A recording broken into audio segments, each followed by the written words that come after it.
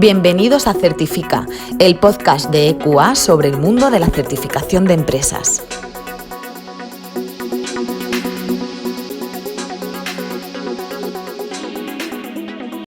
Buenos días, damos la bienvenida a todas las personas que están escuchando el primer podcast en este canal que acabamos de estrenar en EQA.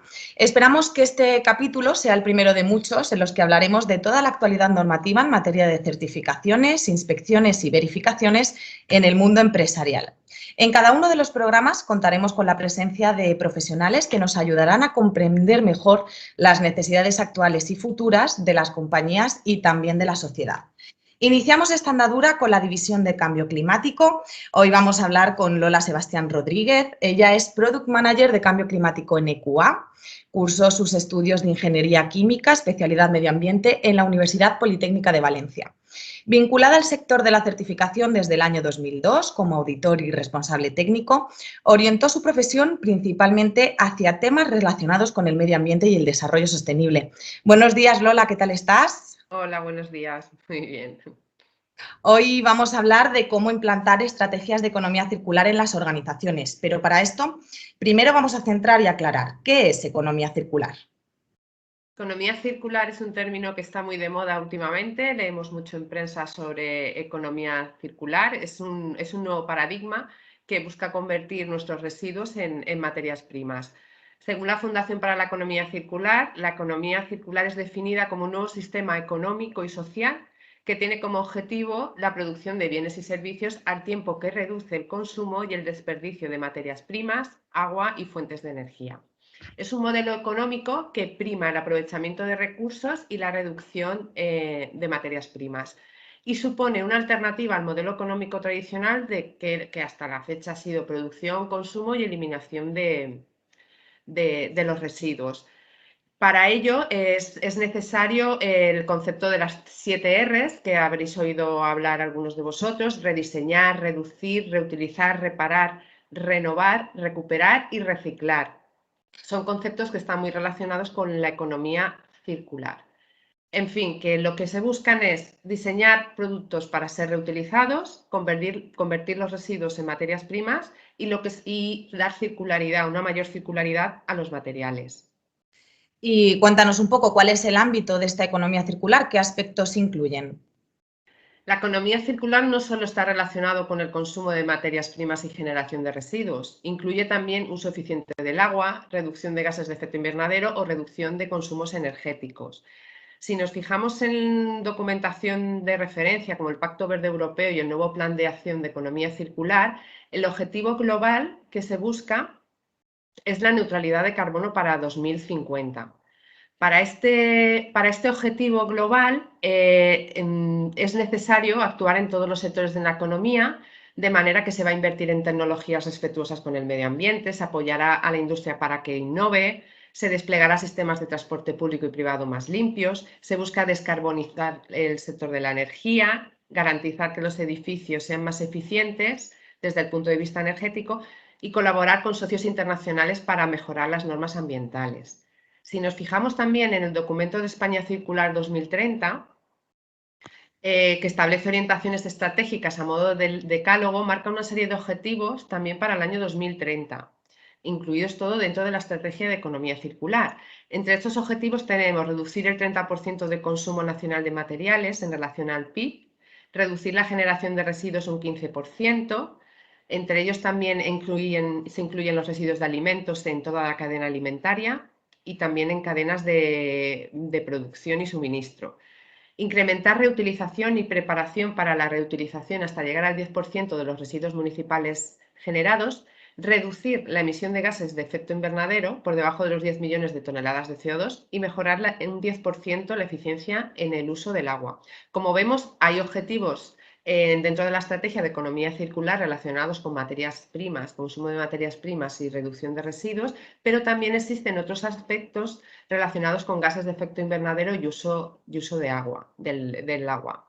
Además, en estos documentos de economía circular, tanto europeo como español, no solo se incluyen aspectos ambientales, sino también económicos y sociales, ya que proponen un nuevo modelo de sociedad que optimiza el uso de materiales y energía, y supone también un sistema generador de empleo local y no deslocalizable. La gestión de residuos, tengamos en cuenta que representa miles de puestos de trabajo en España, que se verían incrementados, ya que lo que pretendemos es convertir esos residuos en materia prima. ¿Y qué pueden hacer las empresas para implantar estrategias de economía circular? ¿Por dónde pueden empezar? Dentro del documento de España Circular 2030, que está disponible en la página web del MITECO, se incluyen unos ejes de actuación, que sería la parte de producción, consumo, gestión de residuos, el consumo de materias primas y reutilización y depuración del agua. Luego existen también una serie de aspectos transversales como sensibilización y participación, la I+D+I y el empleo y formación. Atendiendo a estos ejes, sobre todo a la parte de producción, consumo, reducción de residuos y consumo de materias primas y uso eficiente del agua, las organizaciones pueden utilizar diferentes herramientas en función del tipo de aspecto y la fase del sistema productivo. La primera de ellas sería el ecodiseño. Es la primera fase, es la fase previa a la fabricación de un producto. Y el ecodiseño, ¿qué es el ecodiseño? Es una metodología de diseño que integra aspectos ambientales en el proceso con el fin de reducir el impacto ambiental del producto o servicio generado. Un factor clave importante del ecodiseño es el enfoque de ciclo de vida. A la hora de ecodiseñar un producto o servicio, tenemos que considerar las interacciones de todas las etapas de la vida de un producto, desde la extracción de las materias primas, fabricación, distribución y uso, hasta el fin de la vida útil de ese producto. Para poder desarrollar un buen producto es imprescindible que desde el primer momento del diseño se contemplen todas las interacciones existentes en todas las etapas de su vida. ¿Y qué estrategias se pueden incorporar desde el punto de vista de ecodiseño? Pues estrategias que se pueden incorporar, por ejemplo, sería el desarrollo de nuevos conceptos. Hay que buscar nuevas soluciones para cubrir necesidades específicas con opciones de mejora como la integración de funciones, optimización funcional, montaje por el usuario. También otra estrategia puede ser la optimización de materiales, reducción del consumo de materiales y utilización de materiales con menor impacto ambiental, por ejemplo, materiales reciclados o materiales reciclables. La optimización de la producción. Lo que buscamos es la minimización del impacto ambiental de los procesos productivos, reduciendo el consumo energético, uso de materiales y la generación de residuos. En este caso se pueden desarrollar nuevas técnicas de producción, reorganización de plantas, uso de energías renovables, etc. Otra de las estrategias que se pueden integrar para el ecodiseño sería la optimización de la distribución del producto. Envases y embalajes con menor impacto ambiental, envases más ligeros, que sean reutilizables, sistemas de transporte energéticamente eficientes, combustibles de menor impacto ambiental. En cuanto al uso de ese producto, lo que buscaremos será una mayor eficiencia energética, un menor uso de consumibles, mayor fiabilidad y durabilidad del producto. Y al final ya de la vida útil de ese producto, lo que buscaremos en el ecodiseño son alternativas de reutilización, opciones de reciclado, desmontaje, recogida, etcétera, que permitan dar una circularidad a ese producto que ya no se va a utilizar, para que se pueda utilizar o bien desmembrando en componentes o bien con un pequeño proceso de reciclaje que se puedan incorporar de nuevo al proceso productivo. Y Lola, ¿existe alguna norma de referencia que puedan utilizar las organizaciones? En el caso del ecodiseño sí que tenemos normas ISO de referencia que se pueden utilizar. Tenemos la ISO 14006, que es la norma de Sistema de Gestión Ambiental, directrices para incorporar al ecodiseño, que recientemente se ha incorporado la nueva versión de 2020. Que nos da directrices de cómo generar ese ecodiseño.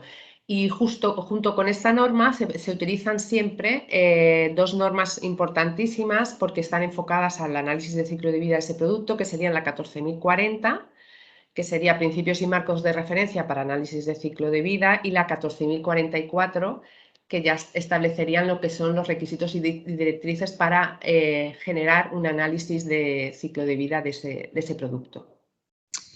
La estrategia española en economía circular has comentado que tenía en cuenta la reducción de emisiones de gases de efecto invernadero y el uso eficiente del agua. ¿Qué herramientas estarían relacionadas con estos aspectos?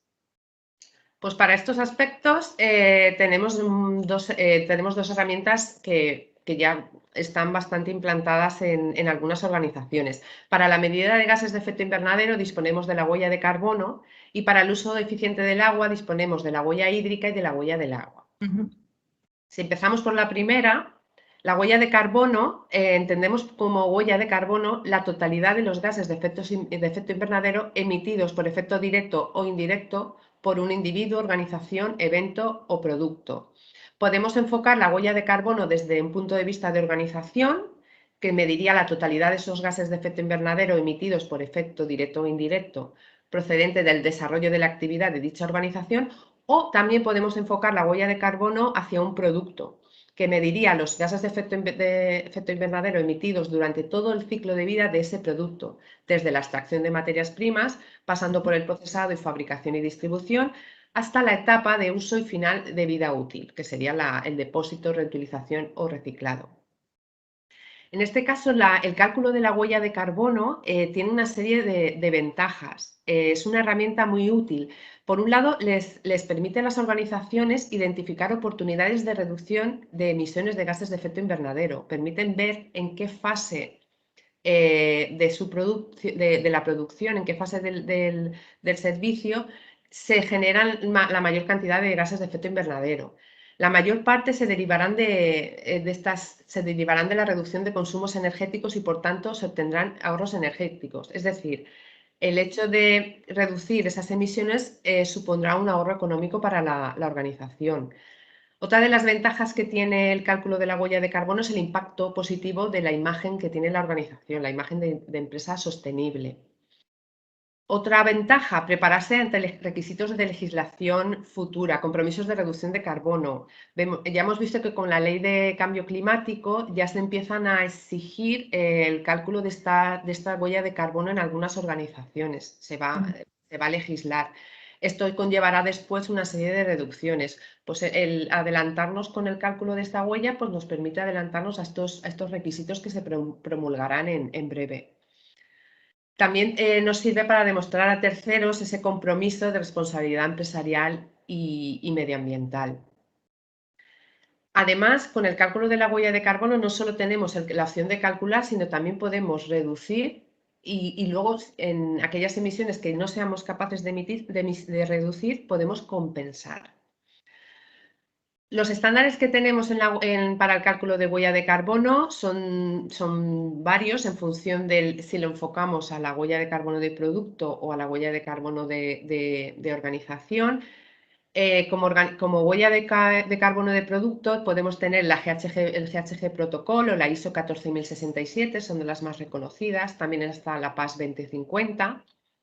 Junto con las normas de análisis de ciclo de vida de las que hemos hablado antes en el codiseño, la 14040 y la 14044. Y luego para la huella de carbono de organización tendríamos el GHG Protocol también y la ISO 14064, parte 1. También hay una parte 2 que estaría relacionado más para el cálculo de huella de carbono de producto. Y luego para las organizaciones que quieren compensar y neutralizar esa huella de carbono, hay un estándar que es la PAS 2060. Estas serían un poco las herramientas estándares de referencia que se podrían utilizar para el cálculo de la huella de carbono. En relación con el uso eficiente del agua, podemos utilizar lo que llamamos la huella hídrica y la huella de agua. La huella hídrica o la huella de agua se definen como el volumen total de agua dulce usado para producir bienes y servicios producidos por una empresa o consumidos por un individuo o comunidad. Aquí en este caso tenemos dos estándares de referencia. Tenemos el Water Footprint Network, que se utiliza para el cálculo de la huella hídrica, y tenemos la ISO 14046, Gestión Ambiental Huella de Agua, que es la que se utiliza para el cálculo de la huella de agua. Como principal diferencia entre una y otra, podemos decir que la metodología del Water Footprint Network ofrece una visión con un enfoque volumétrico, mientras que la ISO 14046 ofrece un enfoque de impacto ambiental. El enfoque volumétrico ha servido mucho para concienciar sobre el uso del agua real que hay detrás de un producto y permite además hacer una fácil difusión, ya que no requiere ningún conocimiento técnico para interpretar ese mensaje. Tenemos el dato de un volumen de agua para fabricar un determinado producto. En cambio, la huella de agua requiere indicadores relativos a efectos sobre la disponibilidad y escasez de esa agua, complementados con otros indicadores que evalúen el impacto ambiental que los usos del agua producen sobre ese recurso. Es decir, ese volumen de agua que hemos podido calcular con la huella hídrica dependerá de dónde se consuma la disponibilidad o escasez de agua en esa ubicación para tener un impacto mayor o menor de ese uso del agua. Y respecto a la generación de residuos, ¿qué acciones pueden implantar las empresas, las organizaciones? Enfocado a la generación de residuos, podemos utilizar la certificación de residuo cero, que está dirigido a la reducción de la fracción de residuos que va a vertedero, que va a depósito final. El objeto es que más del 95% de los residuos generados tengan un destino o uso alternativo al depósito en vertedero. Este residuo cero no implica la no generación de residuos, sino una gestión organizada de los mismos que permita reducir su generación, prepararlos para que sean reutilizados o transformados en materias primas, reintroduciéndolas de nuevo en la cadena de valor, es decir, dando una mayor circularidad a estos productos. En este caso tenemos que tener en cuenta la jerarquía en la gestión de residuos. Actualmente, en la situación actual de usar y tirar, digamos que la parte de prevención se le da un menor enfoque, una menor importancia a la parte de prevención de residuos y sí que se da más importancia a la que es el depósito en vertedero. El nuevo enfoque de residuo cero lo que prima es la prevención antes del depósito en vertedero. Es decir, una empresa que quiera implantar o que quiera certificarse en residuo cero deberá de aplicar esta jerarquía en la gestión de residuos. Primero prevención, reutilización, reciclado, valorización energética y por último incineración o depósito en vertedero, que sería la última opción. Que en este caso las empresas que quieran certificarse en residuo cero, esta última opción debe suponer menos del 5% de los residuos generados. ¿Y Y cómo? sí, perdóname, te he cortado. No, ¿cómo podemos conseguir este residuo cero? Tenemos varias opciones. Diseñando productos de larga duración, de fácil mantenimiento y que puedan ser reparados. Recientemente ha salido la nueva ley del consumidor, que se han ampliado el plazo de garantía de los equipos, así como el plazo que deben de disponer los fabricantes de componentes para su reparación. Esto iría alineado con esta estrategia de residuo cero, buscar fácil mantenimiento y que los equipos se puedan reparar. Reduciendo también el empaquetado y rediseñando aquellos productos que no puedan ser compostados, reutilizados o reciclados, también vamos a disminuir la generación de residuos. Y por último, reutilizando materiales y fragmentos de materiales que provienen de productos descartados en el ciclo de la economía circular, donde cada residuo de un proceso puede servir de materia prima para otro. Volvemos a la circularidad de los materiales. Incorporar el residuo cero en el modelo de gestión de las organizaciones supone también una serie de ventajas para ellos. La imagen de empresa comprometida, de nuevo, con el medio ambiente, nos permite también adelantarnos a disposiciones legales que van a ser promulgadas en materia de medio ambiente. Recientemente está en proyecto, están con el Congreso la aprobación de la nueva ley de residuos. Al reducirse la gestión de residuos, también reducimos los costes derivados de la gestión de estos residuos. Y luego también tenemos la posibilidad de ingresos por la gestión de estos materiales valorizables en lugar de ser gestionados como residuos. Cabe esta pequeña posibilidad, al buscar esa circularidad en los materiales, de que nuestro residuo pueda ser utilizado por otra organización como materia prima y cabe la posibilidad de generar unos ingresos. Perdóname que te he cortado antes porque te iba a preguntar qué pasa si las organizaciones quieren ir más allá de todo esto, es decir, incorporar acciones y estrategias a medio plazo para reducir el impacto de sus actividades o servicios. O sea, ¿existe alguna herramienta para estos casos? Sí, en este caso, para dar visibilidad a organizaciones que quieran implantar estrategias de economía circular con acciones a medio plazo, existe lo que hemos denominado en EQA objetivo circular. Este servicio, esta certificación, tiene como marco de referencia lo que sería el documento de España Circular 2030, los objetivos de desarrollo sostenibles relacionados con el clima, el uso eficiente del agua, el Plan de Acción Europeo para la Economía Circular y el Pacto Verde Europeo. Es decir, son documentos, son estrategias a nivel europeo y estatales que utilizamos de marco de referencia para lo que sería el objetivo circular. Este producto o este servicio está enfocado a organizaciones que quieran implantar estrategias de economía circular como ejes transversales en el modelo de gestión de sus organizaciones, tomando como base las directrices establecidas en los documentos que os he comentado antes, Estrategia Española de Economía Circular, Agenda 2030 y su alineamiento con ODS. También estas organizaciones deberán identificar indicadores y parámetros de control que permitirán demostrar esa mejora continua de su modelo de gestión en cuanto a la economía circular.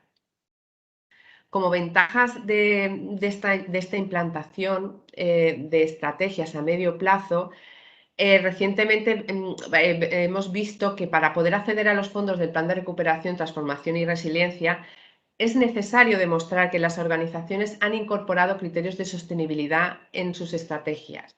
Es decir, el hecho de tener este certificado les va a permitir a las organizaciones poder acceder a estos planes de recuperación, transformación y resiliencia, ya que les permite visibilizar la implantación de estas acciones, de esta estrategia de economía circular.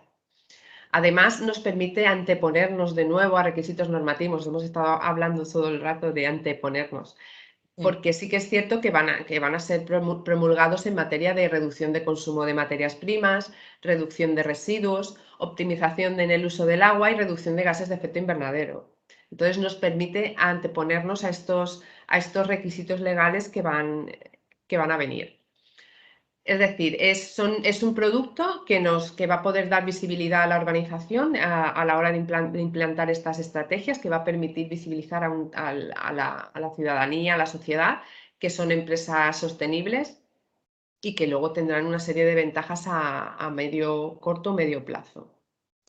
Lola, pues muchas gracias por esta visión global que nos has dado y que estoy segura además que va a resultar muy interesante para las organizaciones que quieran continuar por la senda de la economía circular y de la lucha contra el cambio climático. Gracias. Placer. Os recordamos que desde EQA realizamos webinars periódicamente, tratamos temas de todas nuestras divisiones, compliance, RSC, sistemas de gestión y +D+I, finanza sostenible, y también, por supuesto, impartimos webinars sobre cambio climático. Podéis encontrar toda la programación de todos nuestros webinars en equa.es/webinars. Hasta aquí por hoy, nos despedimos. Muchas gracias.